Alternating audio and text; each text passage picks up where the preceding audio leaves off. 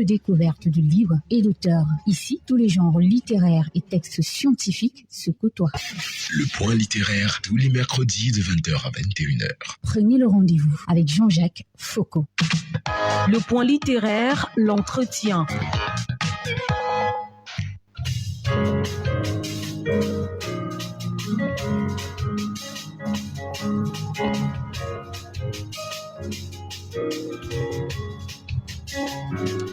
Nous l'annoncions il y a peu, Père Sommet Assami Henri Joël est avec nous et il nous présente la découverte du calendrier du gouvernement éternel. De quoi il en est exactement question, on en saura un peu plus tout de suite avec l'auteur Père Sommet Assami Henri Joël. Bonsoir et bienvenue sur le point littéraire. Bonsoir monsieur, bonsoir à tous les auditeurs. J'ai pas voulu lire votre biographie parce que je pense qu'il est peut-être mieux que vous édifiez par vous-même sur votre profil. Qui est le Père Sommet Assami Henri Joël? Le Père Sommet Assami Henri Joël est un prêtre catholique. Je suis né dans une famille chrétienne. Oui. Mon père s'appelle Assam Jean Félix. Ma mère, elle s'appelait Akumu Efangon Jacqueline. Oui. Gloire à son âme, elle ne vit plus. Je suis né de 2 frères, nous sommes 3 frères. Le révérend père Robert Marie, Oui. Assam, il est là présent au studio. Et Moyon Assam Jean Blaise. Bon, j'ai moitié camerounais, moitié gabonais. Oui. Voilà. De père ou de mère De mère camerounaise, de père gabonais. Oui. Voilà. Donc, je suis né aussi de 3 sœurs. En totalité, notre mère a fait 6 enfants, 3 filles, 3 garçons. Et c'est comme ça que quand j'étais petit, bon, ce sont les parents qui me le racontent, qui me le disent souvent. Oui. Quand j'étais petit, j'avais toujours l'habitude de prier, Oui.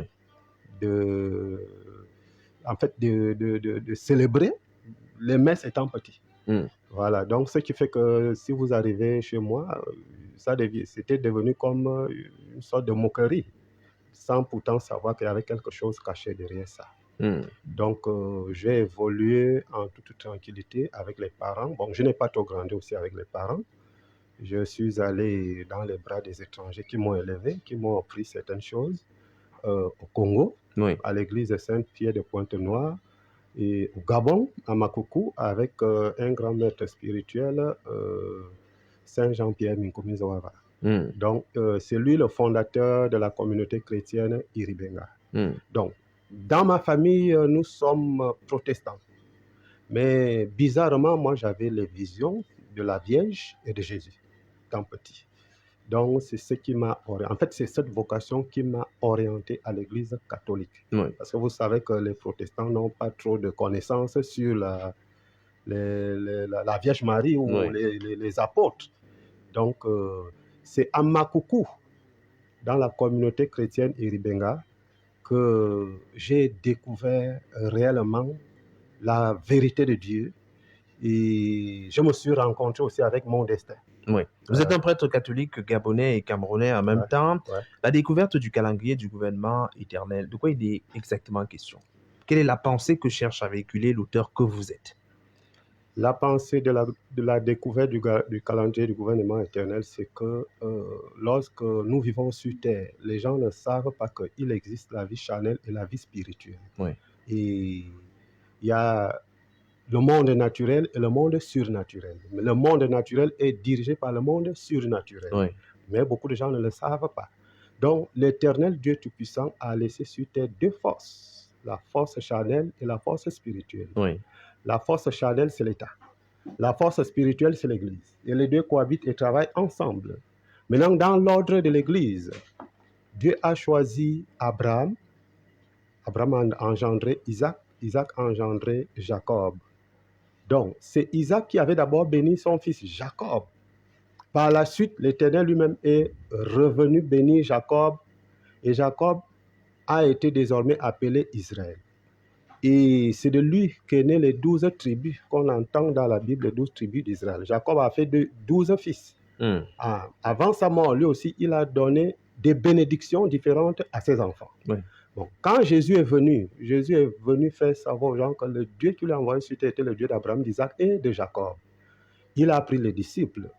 Les disciples de Jésus n'étaient pas 12, ils étaient 72. Les autres ont déserté la mission parce qu'ils ont trouvé que c'était compliqué, c'était difficile. Ensuite, en plus de cela, ça ne figurait pas dans leur destinée. Oui. Voilà pourquoi je dis aux gens qu'on ne se lève pas un bon matin pour faire ce qu'on a vu l'autre en train de faire. Oui. Il faut chercher à savoir sa propre vocation parce que chacun a son destin. Oui. Donc, vous voyez que les apôtres se sont retirés, ils sont restés au nombre de 12, 11. Oui. Parce que par la suite, Saint Matthias a remplacé Judas, mais ils étaient d'abord 11. Donc, c'est Saint Matthias qui est venu compléter à la place de Judas Iscariote. Ils sont restés au nombre de 12. Et tout de suite, Jésus avait compris que les 12 apôtres-là étaient pour la gestion des 12 tribus d'Israël. Oui. Et c'est comme ça qu'un jour, Pierre est allé vers lui, parce qu'il y a beaucoup de gens qui se disent que on ne prie pas les saints, il n'y a que le nom de Jésus qui nous a été donné. Alors que si Jésus lui-même se suffisait, lui-même, il n'a pas choisi les 12 apôtres. Oui. Donc, c'est comme ça qu'un jour, Pierre est allé vers le Seigneur pour lui poser cette question. Nous avons tout quitté pour être à ta suite. Maintenant, dans tout ça, quelle sera notre récompense? C'est dans Matthieu, au chapitre 19, versets 27 à 28. Et Jésus avait dit aux disciples que « Je vous le dis en vérité, dans le monde à venir, quand le Fils de l'homme sera assis sur son trône glorieux, vous qui m'avez suivi, vous les 12, vous serez également assis sur 12 trônes pour gérer les 12 tribus du peuple d'Israël. » Maintenant, pour savoir comment est-ce que les apôtres gèrent les 12 tribus d'Israël et que les 12 tribus d'Israël représentent les 12 mois de l'année, vous lisez dans Apocalypse au chapitre 21, le verset 10 à 14. Jean a vu la véritable église de Jésus qui devait s'installer après l'accomplissement de la mission de Jésus et de ses 12 apôtres. Oui. Donc, il a vu une nouvelle Jérusalem qui descendait du ciel. Et la nouvelle Jérusalem avait 12 portes. Et sur les portes étaient inscrits les noms des 12 tribus du peuple d'Israël. La nouvelle Jérusalem avait aussi 12 pierres de fondation. Et sur ces pierres étaient inscrits les noms des 12 apôtres de l'agneau. Vous repartez dans l'Apocalypse au chapitre 22, le verset 1 à 2. J'ai encore vu un fleuve qui sortait de la nouvelle Jérusalem et qui avait 2 arbres de part et d'autre. Oui. Et ces arbres donnaient du fruit 12 fois par année, rendant son fruit chaque mois. Donc, et dont les feuilles servent à la guérison des nations. Vous voyez que les 2 arbres-là représentent toujours les partenaires des tribus, des 12 tribus d'Israël et les 12 apôtres. Oui. Et le fruit qu'ils donnent 12 fois par année, une fois chaque mois, c'est la grâce divine.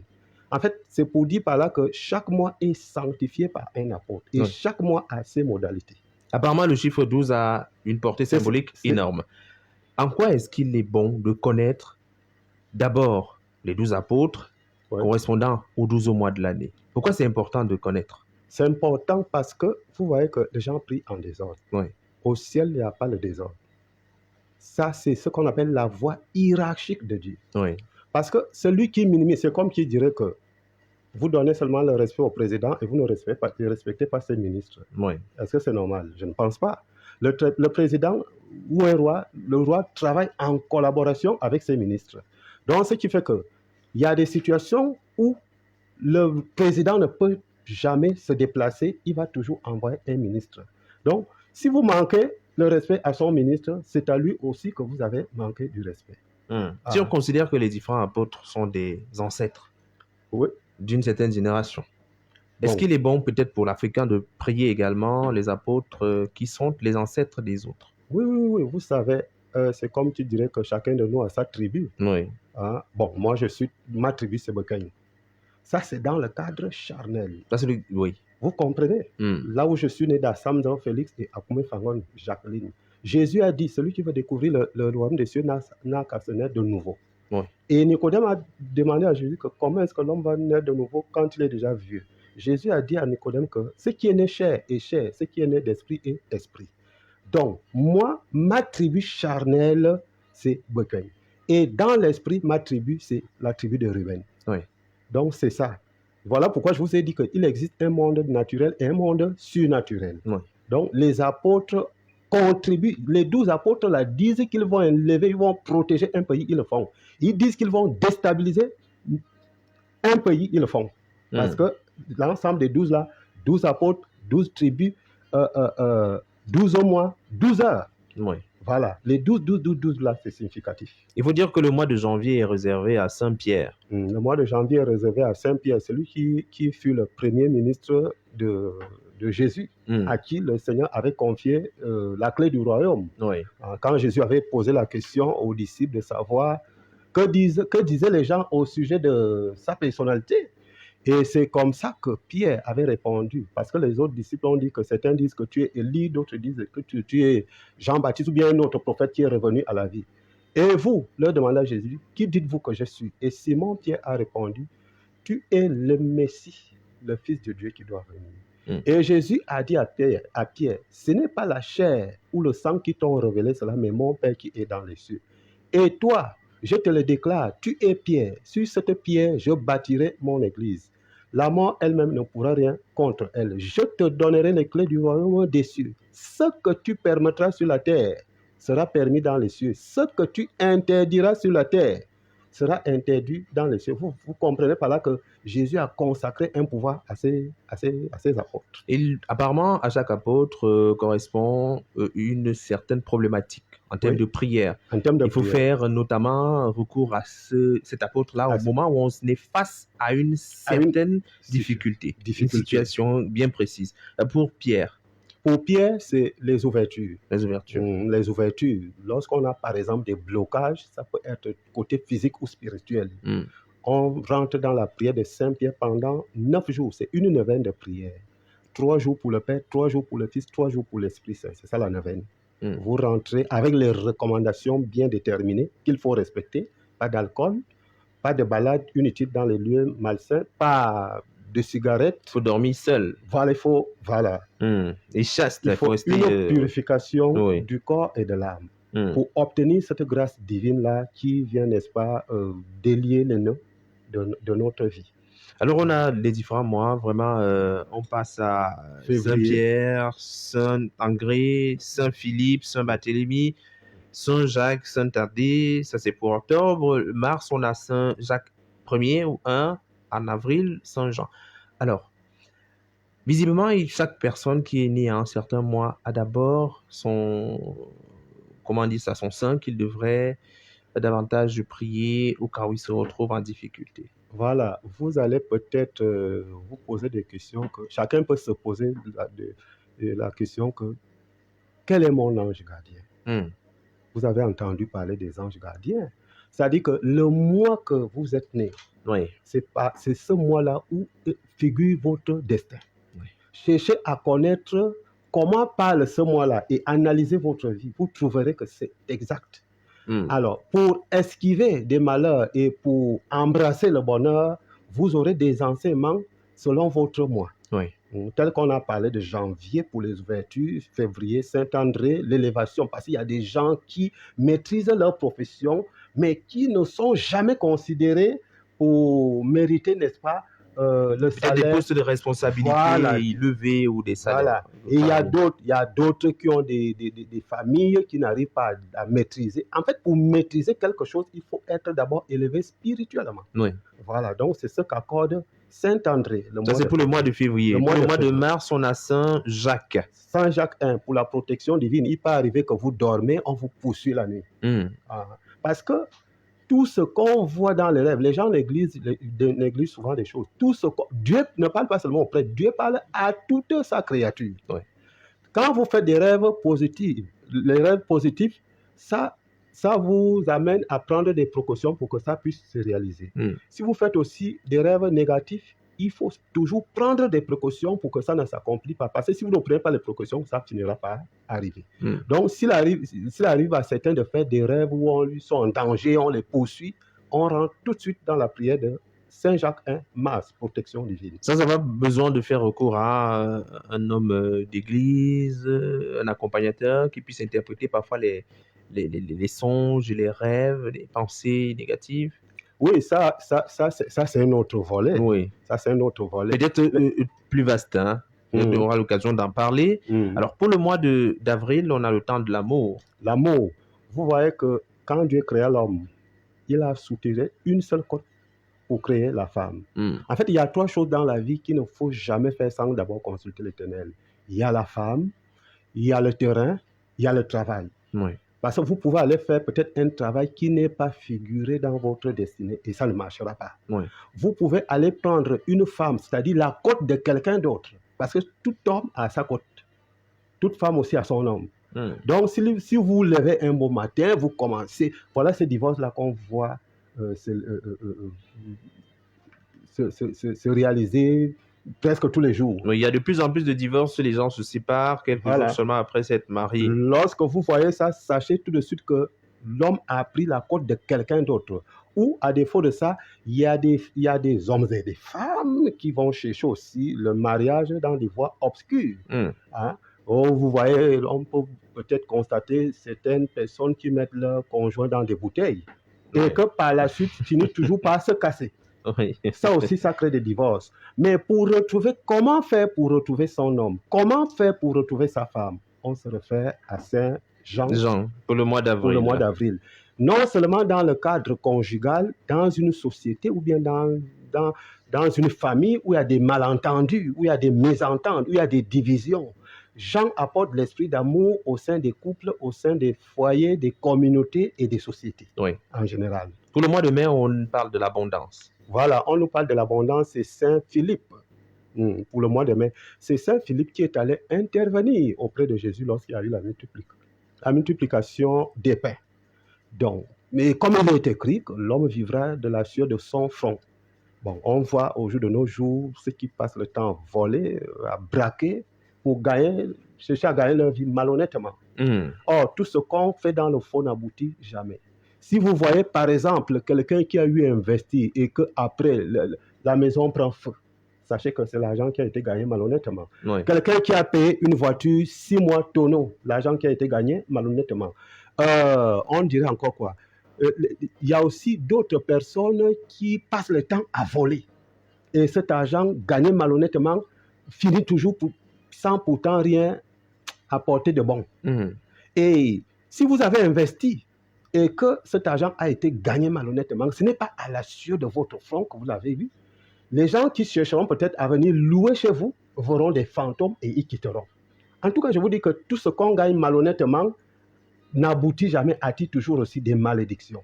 Pour gagner la vie honnêtement et sincèrement, chacun doit chercher à savoir ce dont il a été créé pour venir faire sur terre, parce que l'homme doit vivre du travail.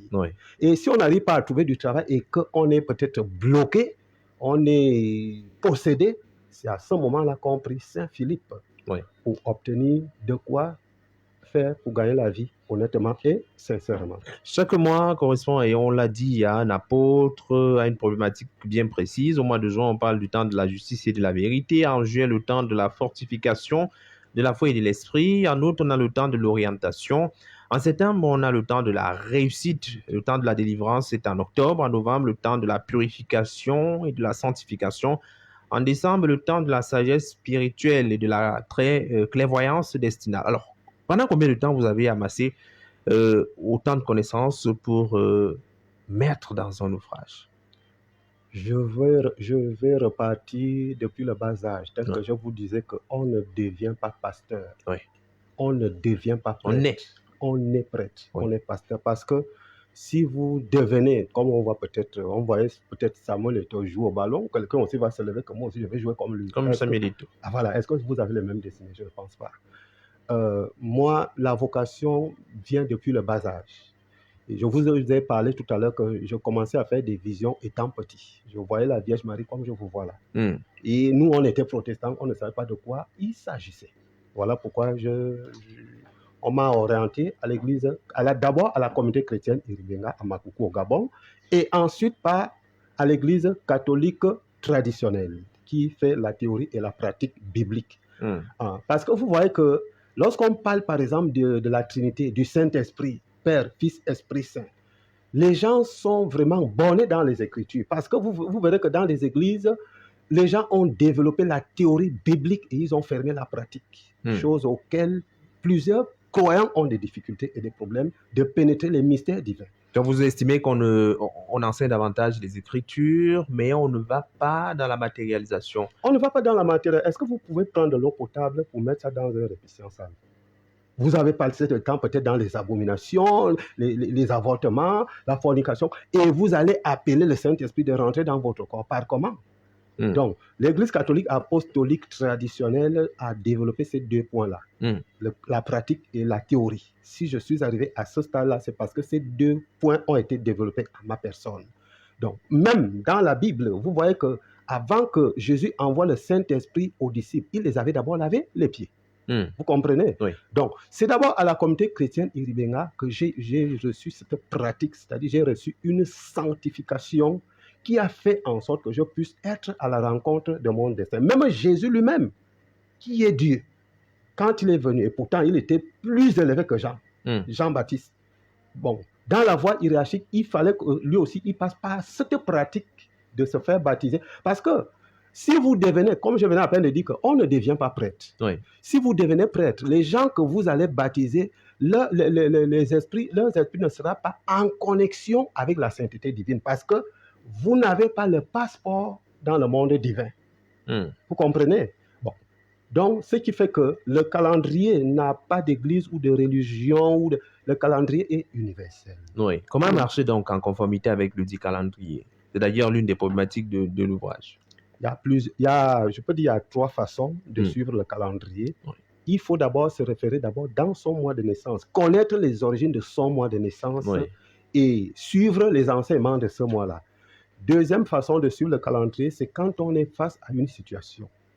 Comme j'avais vu à Libreville, une dame qui était venue me voir, elle a investi, elle a mis des enfants au monde, en fait, elle avait des biens. Oui. Mais à chaque fois qu'elle pensait à la mort, elle avait peur. Elle est venue me voir pour me poser cette question. C'est là où je lui ai éclairé que non, quand tu ressentais la peur, c'est que ton âme te signalait la seconde mort. La Bible dit, rendez à César ce qui est à César et à Dieu ce qui est à Dieu. Tu as eu à rendre la monnaie de César, tu as construit, tu as mis au monde des enfants, tu as des comptes.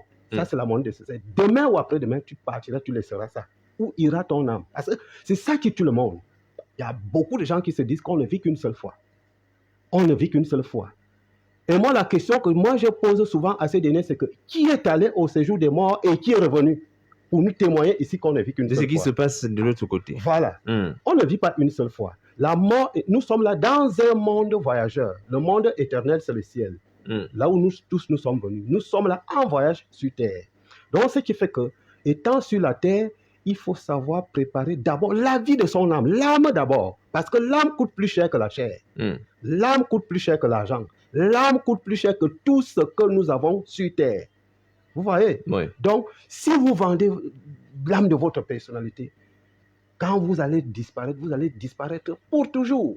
C'est comme quand on voit, il y a 2 semences. 2 semences, il y a la bonne, il y a la mauvaise. Lorsque vous enterrez la bonne semence, elle pousse et après, elle apporte des fruits et pour servir à la nation. C'est ça l'exemple des apôtres. Maintenant, si vous vivez dans la logique de dire qu'on ne vit qu'une seule fois, après la mort, c'est fini. Mais ce serait tant pis pour vous parce que après la mort, c'est là où commence la vraie vie et la vraie douleur. Donc, vous voyez qu'au jour d'aujourd'hui, les gens ont aussi transformé la parole de Dieu dans le cadre charnel, où on vous dira que pour avoir le mariage, va à l'église pour faire ceci. En fait, on reconnaît Dieu que quand tout va mal. On a détourné l'église dans la voie spirituelle. Or, l'église est la voie du ciel. Alors, peut-être, puisqu'il ne nous reste pas beaucoup de temps, s'il fallait dire un mot sur la clairvoyance destinale. La clairvoyance destinale permet que l'homme se retrouve, parce qu'il y a plusieurs personnes qui se cherchent. C'est-à-dire, tu es là, tu ne sais pas exactement ce que tu es venu faire sur terre. Oui. Est-ce que tu es commerçant? Est-ce que tu es médecin? Est-ce qu'on est enseignant? En fait, on se cherche dans ces idées. Oui. Donc, lorsque vous voulez savoir ce dont on vous a envoyé de venir faire sur terre comme travail, c'est là où vous rentrez à l'épreuve de la clairvoyance destinale. C'est pendant 1 mois. Et je ne vais pas dire ce qu'il faut faire parce que c'est dans le livre. Ouais. On va terminer par la pensée et le cœur. L'analyse de la pensée et le cœur. Vous voyez que chaque être humain a le pouvoir d'avoir des pensées positives et des pensées négatives. Bon, le péché se fait à partir du moment où on a reçu une pensée négative et que on est arrivé à cautionner cette pensée-là. Vous voyez? Si vous cautionnez une pensée négative, là, c'est le péché qui est déjà là en vous. Oui. Mais si vous refusez, vous esquivez le péché spirituellement. De l'autre côté, si vous cautionnez la pensée positive, c'est la grâce aussi qui est là en vous. Et si vous la matérialisez, la grâce aussi se matérialise. Alors, Père Somé Assam, Henri Joël, où est-ce qu'on peut avoir le livre? Si vous avez le numéro là. Oui, vous le donnez aux auditeurs, pour que les auditeurs soient édifiés pour avoir le livre. Pour avoir le livre, vous appelez 6 73 77 16 89. 6 73 77 16 89. Merci Père d'être venu nous donner des pistes de lecture de cet ouvrage. C'est moi qui vous remercie. Dieu bénisse Royal FM, Dieu bénisse le Cameroun, Dieu bénisse l'Afrique. Merci.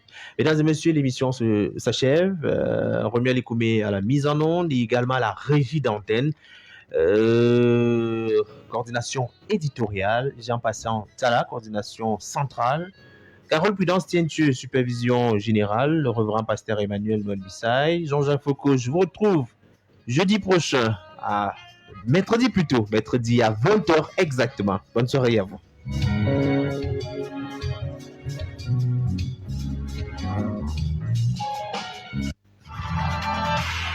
Dans un instant, sur votre radio, c'est la pub. Next is a commercial pitch. Le football fait partie de notre patrimoine. Profitez de chaque match en savourant une Kadibir bien fraîche. Kadibir, supporter naturel de la CAN. À consommer avec modération. 21 ans et plus.